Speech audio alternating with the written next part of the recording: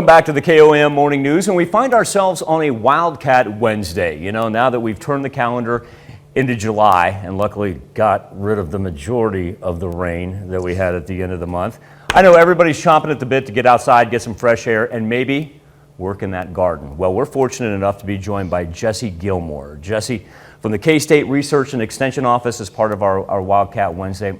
Jesse, you're a horticulture agent, and we brought you on today because many people may have heard of the term master gardener, and you've got some of these classes coming up, but man, does that sound intimidating on the surface. Yeah, anytime you append master to the beginning of something, it kind of evokes the idea that you should be an expert in the topic.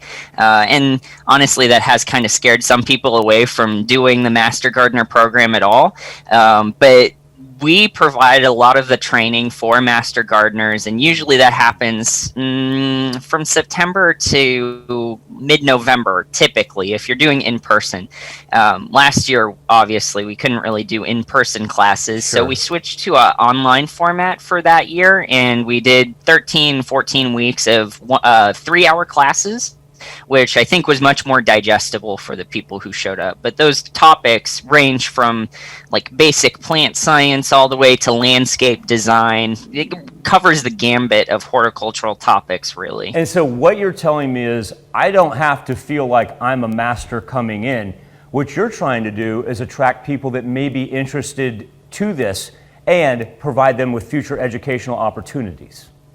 Yes, so the Master Gardener program provides the basic training every fall, and then the kind of expectation is that the people who receive the training get out into the community and do some horticulture-based volunteer work. And I've been lucky enough to have some volunteers who are really go-getters.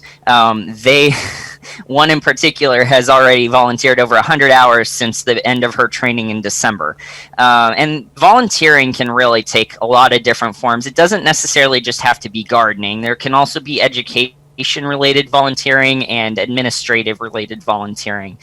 For example, if there's a class that needs to be taught in a particular area and someone feels comfortable enough to teach it, they can get volunteer hours that way. And the important thing is that it doesn't matter which of the 4 states we're talking about. The Master Gardener program allows you to begin with the foundation and the building blocks to hopefully, it's a life skill. And not a life skill, but it can be a lifelong hobby and maybe turn it into something more.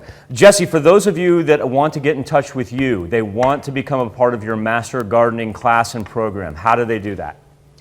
They can find an application on our district website. It will basically kind of spell out the basic plan for this year's training. Our training for the Wildcat District, which is the unit that I'm responsible for, will be held in Parsons this year. From September 2nd, I believe, to December 16th.